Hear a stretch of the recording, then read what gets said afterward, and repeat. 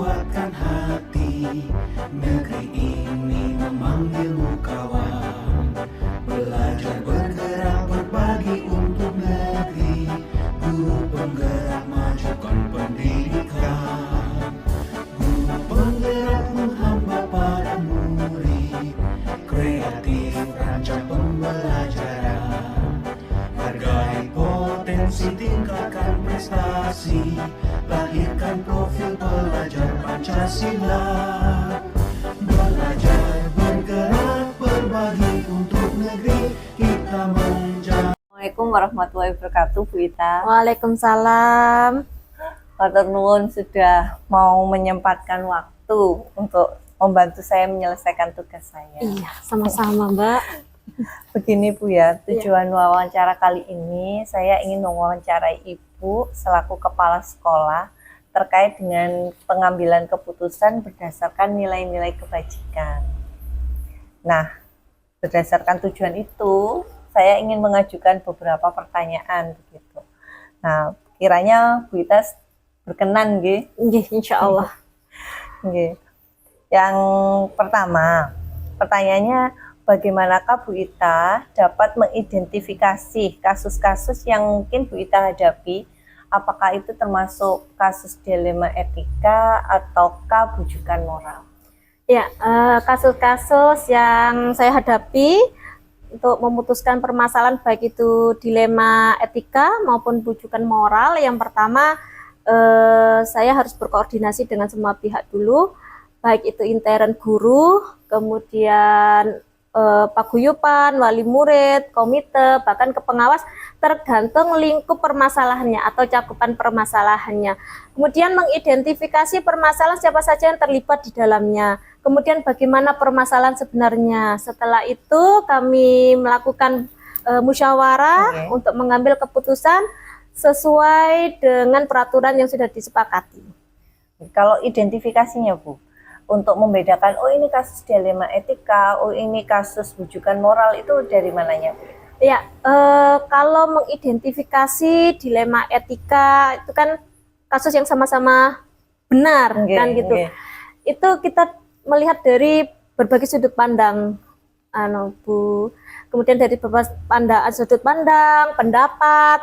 Kemudian kan kita bisa menilai sendiri apakah permasalahan ini masuk di ranahnya dilema etika atau di ranahnya bujukan moral. Kalau bujukan moral kan sudah jelas, oh ini salah, ini benar. Nah, kalau dilema etika itu memang membutuhkan pemikiran yang lebih karena di dalamnya itu adalah permasalahan yang memang sama-sama benar. Ya.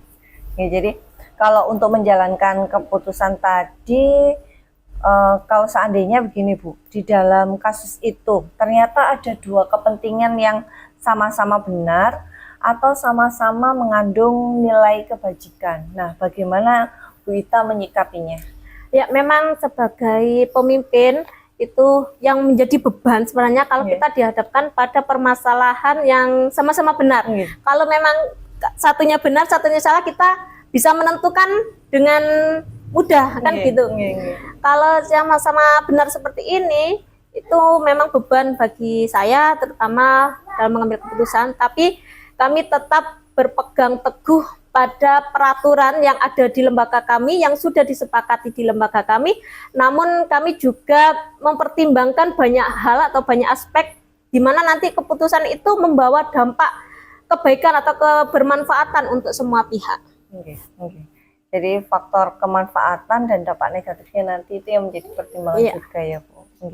Kalau untuk prosedur-prosedur atau langkah-langkah yang biasanya Ibu tak lakukan dalam menyelesaikan permasalahan selama ini bagaimana Bu? Prosedur atau langkah-langkah yang pertama, saya mengidentifikasi permasalahan dulu, mencari fakta dan data. Setelah mencari fakta dan data, kemudian mencari kebenaran permasalahannya. Setelah mencari kebenaran permasalahannya, kami bisa menentukan, oh ini loh ternyata permasalahannya. Bagaimana kami memutuskan? Setelah itu kami harus bermusyawarah dengan semua pihak dan mengambil keputusan sesuai hasil musyawarah tersebut. Kalau hal-hal apa saja yang selama ini Bu Ita anggap efektif dalam pengambilan keputusan pada kasus-kasus dilema etika? Ya, yang saya anggap efektif dalam saya mengambil keputusan itu adanya budaya positif di lembaga kami, Mbak. Jadi kami memiliki budaya positif, yaitu kami terbiasa untuk berkomunikasi yang baik, bekerjasama yang baik, berkoordinasi yang baik, bermusyawarah yang baik, sehingga memudahkan saya dalam mengambil keputusan. Karena itu tidak hanya berdasarkan keputusan dari saya, tapi keputusan bersama. Kemudian saya juga, seperti yang saya sampaikan tadi, bahwa di lembaga kami ada tata tertibnya, yang itu memang disepakati bersama, dan itu menjadi acuan kami dalam mengambil keputusan atau bertindak dan berperilaku. Jadi itu hal-hal yang efektif yang menurut saya dalam pengambilan keputusan. Kemudian hal-hal apa saja yang selama ini menjadi tantangan? Kan pada saat mengambil keputusan pasti banyak tantangan ya Bu Ita untuk menyelesaikan kasus-kasus dilema etika. Ya, tantangan yang saya hadapi dalam menyelesaikan kasus-kasus itu apabila dalam penyelesaian permasalahan itu ada dua rekan yang berbeda pandangan atau sudut pandang. Mereka memiliki pemikiran sendiri-sendiri dan itu, sedangkan dalam pengambilan keputusan kita harus satu visi, satu tujuan, seperti itu. Jadi itu menjadi tantangan saya, bagaimana menyatukan dua pandangan atau sudut pandang yang berbeda itu, karena kalau itu dibiarkan, Mbak, nanti bisa menjadi sebuah permasalahan, dan nanti kalau sudah menjadi permasalahan dan tidak segera diselesaikan, maka akan mengganggu kondisi lingkungan, suasana lembaga, suasana keharmonisan lembaga, dan pastinya nanti akan berdampak pada pelaksanaan program-program yang akan dilaksanakan atau yang sudah dirancang. Jadi sangat menghambat ya Bu kalau begitu, jika ada istilahnya pro dan kontra. Ya, gitu. Kemudian apakah untuk menyelesaikan permasalahan kasus dilema etika ini Bu Ita ada jadwal-jadwal tertentu gitu, atau jika ada kasus dilema etika saat itu di tempat itu Bu Ita langsung menyelesaikannya, bagaimana Bu? Ya, tergantung dari berat ringannya permasalahan, Mbak.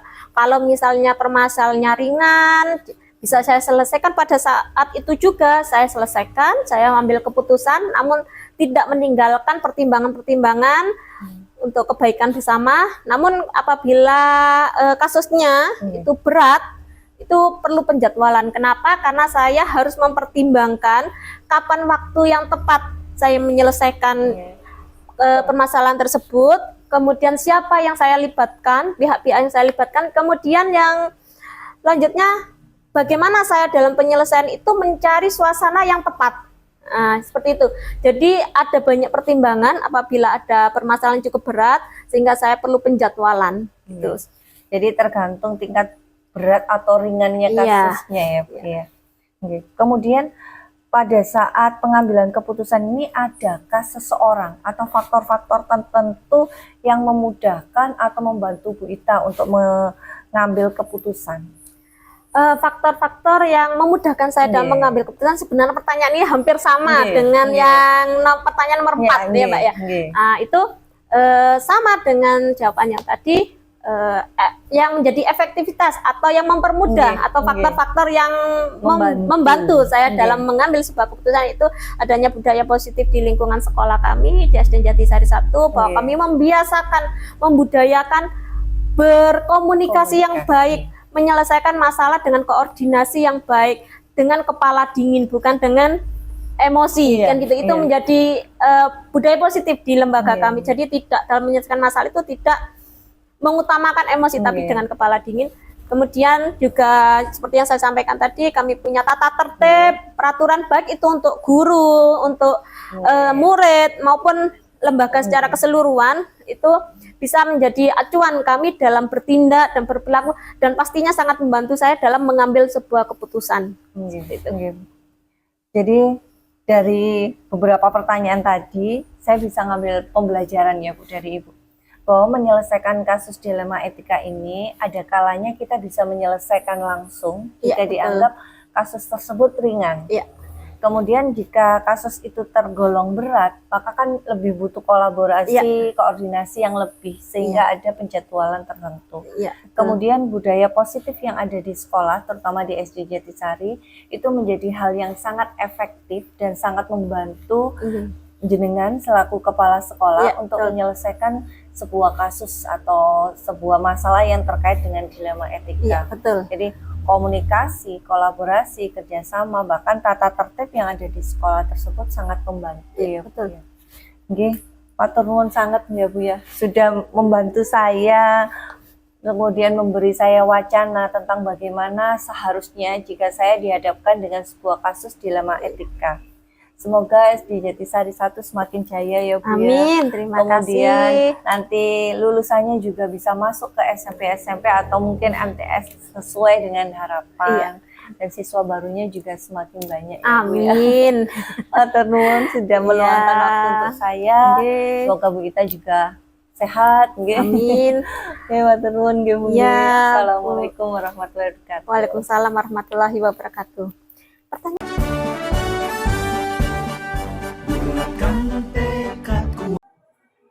Assalamualaikum warahmatullahi wabarakatuh, Bu Yuyun. Waalaikumsalam warahmatullahi wabarakatuh, Bu Lia. Kabarnya Bu Yuyun bagaimana hari ini?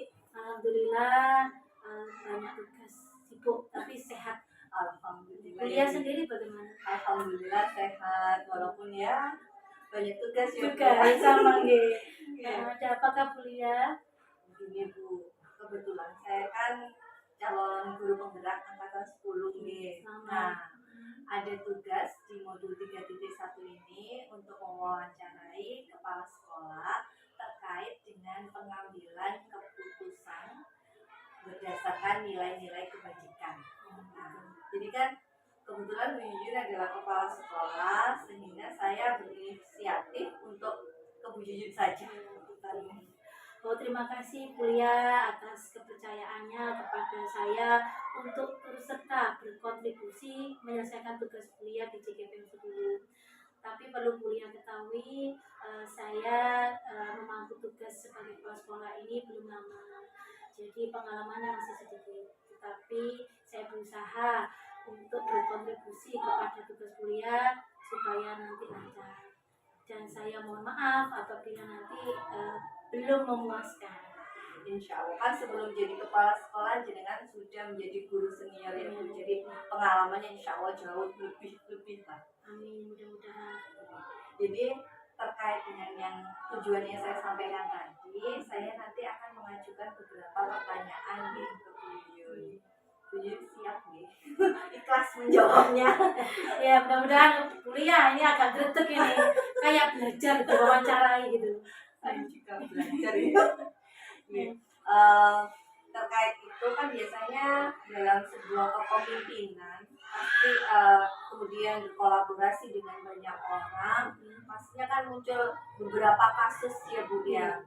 Nah, kadang kita bingung kasus itu masuk dilema etika ataukah bujukan moral. Nah, Bu Yuyun selaku kepala sekolah, bagaimanakah mengidentifikasi kasus-kasus atau permasalahan tersebut merupakan dilema etika ataukah bujukan moral? Terima kasih Bu Lia. Dari pertanyaan itu saya melihat dari segi hukum.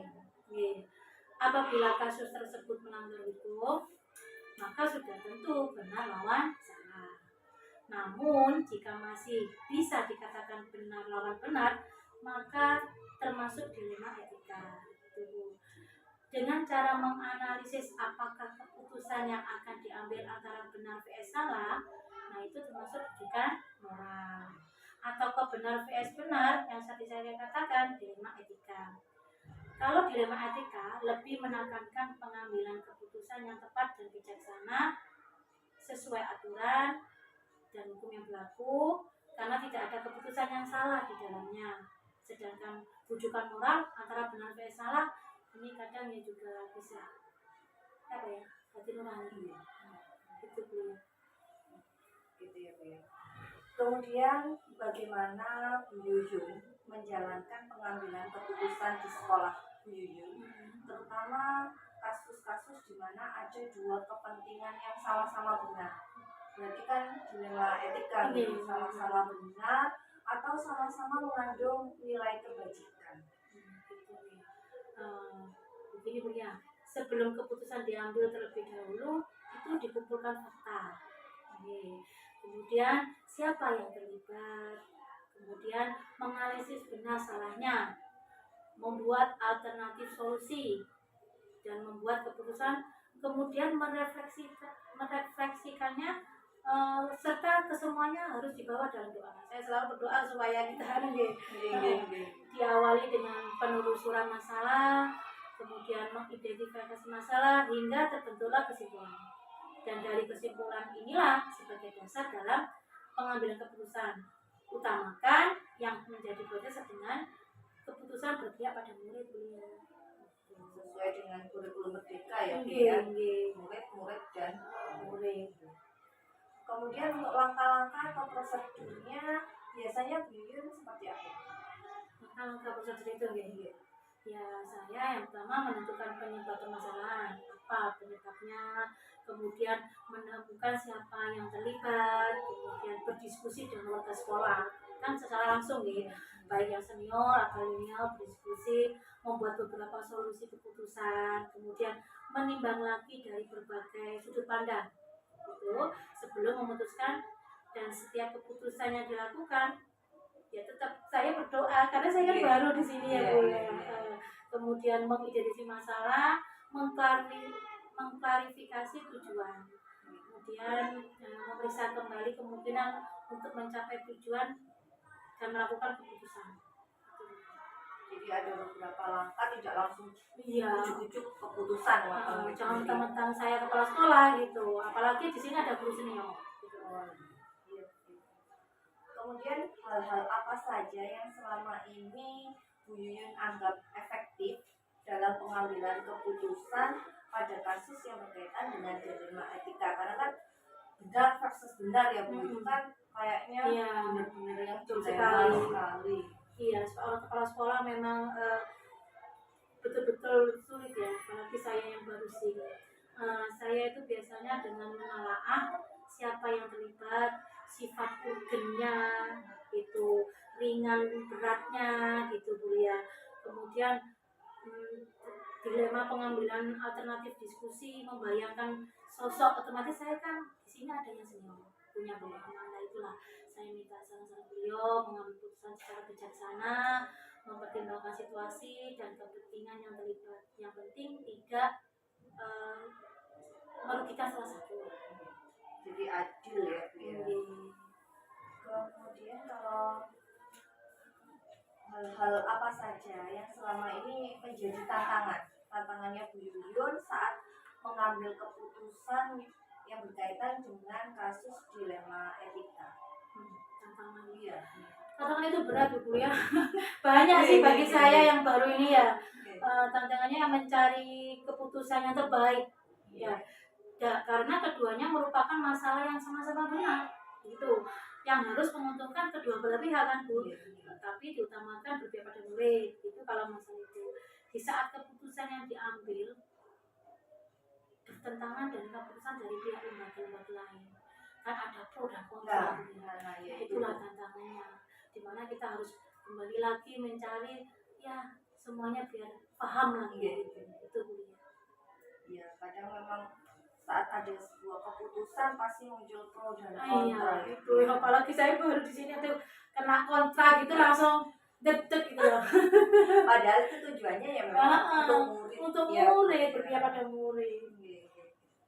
Kemudian apakah Bu Yuyun memiliki sebuah jadwal tertentu dalam menyelesaikan sebuah dilema etika, atau langsung menyelesaikan masalah itu di tempat itu? Misalkan Bu Yuyun melihat masalah itu, misalkan ini Bu di halaman sekolah, apakah Bu Yuyun langsung menyelesaikan di situ, atau tunggu ada jadwalnya nanti untuk menyelesaikan dengan beberapa langkah atau beberapa prosedur yang sudah Bu Yuyun persiapkan? Itu ya. Kalau masalah jadwal pasti ada, tetapi jika masalahnya biasa atau ringan, seperti tadi pagi ya, isi ada orang tua yang komplain atau itu kan masalah dilema benar dan salah saya dudukkan, saya ambil setelah saya berdiskusi itu ringan.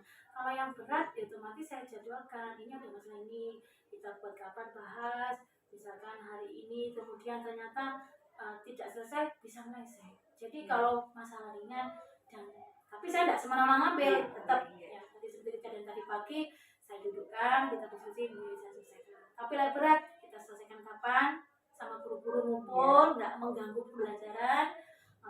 Tapi kadang kalau meleset masih belum titik temu, ya kami jadwal lanjutkan lagi gitu Bu ya. Hingga sampai akhirnya dapat solusi yang benar-benar Terbaik gitu. Kalau dari setiap pengambilan keputusan tadi kan pasti ada versinya Bu Yuyun, pasti ada faktor-faktor yang selama ini akan mempermudah atau membantu Bu Yuyun dalam mengambil keputusan pada kasus-kasus dilema etika. Ada faktor-faktor tertentu atau dukungan orang tertentu. Kebetulan di sini kan saya baru, kemudian yang terlibat langsung biasanya masalah itu kan berhubungan langsung dengan guru, stakeholder di sini ya. Ya saya bertanya, berdiskusi dengan guru yang senior ya. Tapi juga nanti ketika itu memang benar-benar berat ya, saya berkoordinasi dengan komite. Beliau perlu tahu komite di sini itu seperti bapak saya, karena mereka beliau teman ayah saya meskipun jaraknya jauh, cuma beliau mengenal jadi enak. Dan beliau itu pegawai kecamatan, jadi beliau setiap Sabtu kesini menanyakan ada apa gitu. Baru tahun kemarin putranya lulus dari sini tiga-tiganya, tapi beliau masih mau kesini. Di samping saya juga bekerja sama dengan RW. Kebetulan lembaga kami ini di lingkup lingkungan RW 5. Seperti himbauan Pak Pengawas bahwa seorang kepala sekolah minta kerjasamanya aparat lingkungan. Gitu. Jadi tidak hanya warga sekolah saja ya Bu ya, tapi komite, warga sekitar. Karena sangat berdempetan Bu ya. Sangat berdempetan itu. Dan itu sangat mendukung kesuksesan sekolah juga ya Bu, dan program-program sekolah juga ya Bu. Iya, meskipun sekarang masih ada, tetap merangkak lah Bu. Dari semua hal yang telah Bu Yuyun sampaikan tadi, mungkin ada pengalaman yang saya bisa ambil gitu ya Bu. Jadi pada saat seorang itu mengambil keputusan tidak boleh serta-merta berdasarkan dirinya sendiri. Betul sekali. Tetapi juga kita harus membicarakan dengan orang lain, berdiskusi dengan orang lain, terutama dengan orang-orang yang senior yang pastinya punya pengalaman. Betul Bu ya, betul sekali.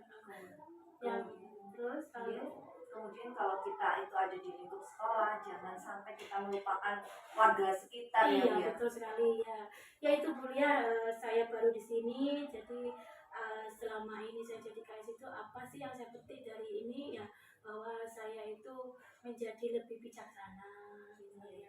Kemudian dimanapun kalau kita ingin mengambil suatu keputusan itu memang harus berkolaborasi, terutama berkoordinasi dengan yang sudah banyak pengalamannya, kemudian menjadi dengan orang yang, jadi saya ini menjadi lebih menahan emosi, sabar, mudah-mudahan lebih bijaksana lagi gitu.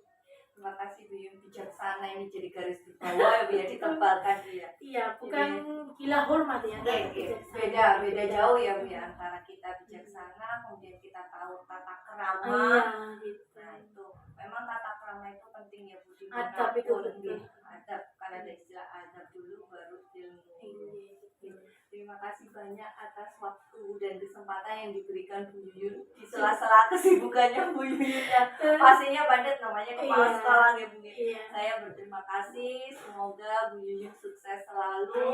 Amin. Terus program-program sekolahnya berjalan dengan lancar. Kemudian untuk kedepannya mencari siswanya juga banyak gitu. Iya. Terima kasih ya Bu Yuyun, semoga Bu Yuyun juga sehat selalu. Terima kasih kuliah, mudah-mudahan kuliah juga lancar dalam kegiatan CGP gitu ya. Saya juga mohon maaf gitu ya, semuanya saling sharing ilmu ya. Bagaimana ya Bu Yuyun? Sama-sama. Assalamualaikum warahmatullahi wabarakatuh. Waalaikumsalam warahmatullahi wabarakatuh. Hati-hati di jalan loh Bu ya. Dan berbagi untuk negeri demi bakti pada Ibu Polri. Assalamualaikum warahmatullahi wabarakatuh. Selamat siang Bu Susi. kasih waktu yang diberikan untuk saya dalam rangka pemenuhan tugas saya untuk tentang pemilihan pengambilan kebijakan dalam ranah diskusi tentang dilema etika dan juga rujukan moral. Saya minta izin untuk menanyakan beberapa hal dulu terhadap Bu Susi. Pertanyaan yang pertama, Bu, selama ini bagaimana Ibu dapat mengidentifikasi kasus-kasus yang merupakan dilema etika ataukah rujukan moral? Jadi untuk mengidentifikasi suatu kasus ya Mbak ya, merupakan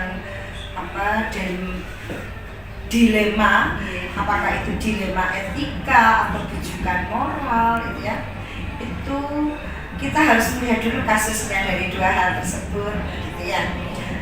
Apakah sama-sama hal itu, dilema itu apakah sama-sama benarnya atau sama-sama merugikan kan gitu ya, maka kasus tersebut masuk dalam dilema etika kan gitu ya. Namanya dilema berarti sesuatu yang sulit untuk diputuskan. Tapi kalau kasus itu menghasilkan suatu pertimbangan yang baik dan buruk, maka jelas itu merupakan kasus rujukan moral ya. Jadi itu saja perbedaannya. Jadi kalau etika yaitu di mana kasusnya itu baik-baik saja, terus sama-sama benarnya. Sedangkan kalau untuk kasus rujukan moral ya berarti itu ada yang baik, ada yang buruk. Jadi kita harus bisa itu pun juga harus bisa memilah bagaimana menghadapinya begitu ya. Selama ini bagaimana Bu Susi menjalankan pengambilan keputusan di sekolah ini, terutama terkait dengan kasus-kasus di mana ada dua kepentingan yang sama-sama benar atau sama-sama mengandung nilai kebajikan? Jadi selama ini kami dalam menjalankan pengambilan keputusan di sekolah, baik itu kasus yang sama-sama benar atau sama-sama mengandung nilai kebaikan atau kebajikan ya, yaitu dengan cara walaupun keduanya itu dikatakan bagus atau baik, tetapi saat itu sudah menjadi sebuah kasus, maka kita harus mencari atau memilih mana yang paling baik dan mana yang paling harus diutamakan di antara keduanya kan gitu ya, yang resiko kedepannya juga paling kecil serta yang memiliki dampak negatif paling kecil. Nah, dengan begitu kita bisa mengambil keputusan akan suatu kasus, yaitu kasus dilema etika ya, kan kasus dilema etika atau dilema etika ya. Kemudian untuk langkah-langkah atau prosedurnya seperti apa yang biasanya Ibu Susi ambil selama ini? Kalau berkaitan dengan prosedur penyelesaian itu kita lihat kasusnya terlebih dahulu ya. Jika kasus dilema etika itu tidak berat atau tidak berdampak ya Mbak ya, secara signifikan, maksudnya secara yang berdampak maksudnya di sini signifikan yang betul-betul mengkhawatirkan ya terhadap lembaga, maka bisa langsung diselesaikan saat itu juga ya. Tapi kalau kasus dilema etika berat dan butuh pemikiran yang lebih mendalam atau mendasar, maka yang saya lakukan atau yang dilakukan pada awal adalah mengumpulkan semua tim pengelola yang ada di SMK Negeri Sindoro ini. Ya salah satunya ya para waka, kemudian di situ juga ada KTU. Kemudian membicarakan atau kita koordinasi, membicarakan dan kemudian mencari solusi di situ.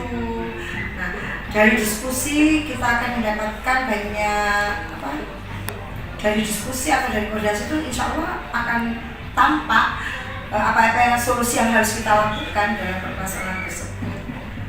Gitu. Apa saja yang selama ini Ibu Susi anggap efektif dalam pengambilan keputusan pada kasus dilema etika? Jadi dalam pengambilan keputusan atas kasus dilema etika ini, yaitu pertama, kita akan duduk bersama koordinasi dan sharing beserta para pengelola SMK Negeri Sendro ini bersama KTU, karena bagaimanapun juga perlu adanya hubungan dalam setiap pertemuan untuk membahas kasus-kasus apa yang akan kita bahas. Dan itu kedua, di dalam berkoordinasi tentunya kita menyampaikan masalah-masalah apa yang akan kita bahas nanti, gitu ya. Lalu ketiga, jika hal itu sama-sama baik dari kasus yang ada, maka kita juga melihat aturan-aturan yang berlaku ya, yang berkaitan dengan kasus itu. Jadi setelah membicarakan bersama, kemudian mencari solusi terbaik bagi pemecahan masalah itu kita hadapkan juga dengan adanya aturan-aturan yang berlaku sesuai dengan kasus yang ditangani kan ya tenggih. Lalu kemudian kita merekap membuat solusi yang diupayakan yang terbaik dan permasalahan itu mengerucut sehingga tidak sampai meluas. Bagaimana untuk menyikapi itu?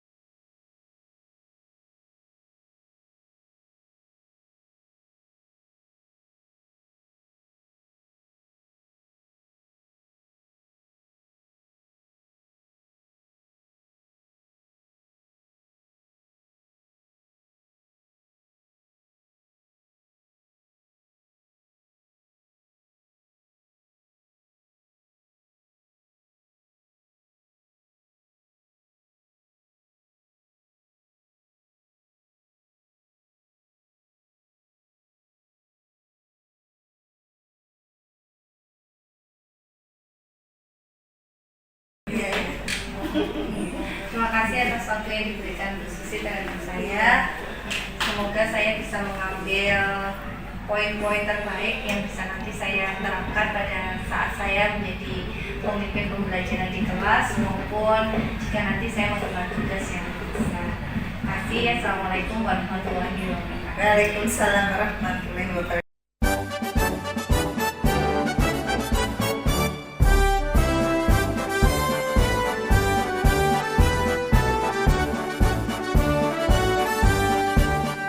Bulatkan tekad, kuatkan hati. Negeri ini memanggilmu kawan. Belajar bergerak berbagi untuk negeri. Guru penggerak majukan pendidikan. Guru penggerak menghamba pada murid. Kreatif rancang pembelajaran. Hargai potensi, tingkatkan prestasi. Lahirkan profil pelajar Pancasila. Belajar bergerak berbagi untuk negeri. Kita menjalin kolaborasi. Belajar bergerak berbagi untuk negeri. Demi bakti pada Ibu Pertiwi.